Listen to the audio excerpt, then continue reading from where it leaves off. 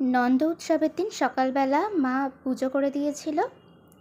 তারপর বেলায় বাপি মিষ্টি এনে দিয়েছিল, আমি ঠাকুরকে আবার ভোগ দিয়েছিলাম। আগের দিন মা লুচি সুজি সবটাই করেছিল।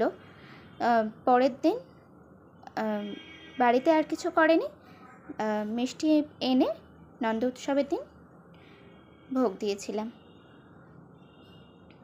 আগের দিন মা ভেবেছিল মালপোয়া তালের বড়া সব তুলে রাখবে পরের দিনের জন্য, নন্দ উৎসবের জন্য, কিন্তু সবটাই নিজে হাতে করেছে। তারপর আর মাথায় ছিল না, ওই দিনই সবটা ভোগ দিয়ে দিয়েছে। তারপরের দিন বাপি মিষ্টি এনে দিয়েছে, আমি স্নান করে বেলায় আবার ভোগ দিয়ে দিয়েছি। তোমরা নন্দ উৎসবের দিন কে কী করলে জানিও। ভালো থেকো সবাই।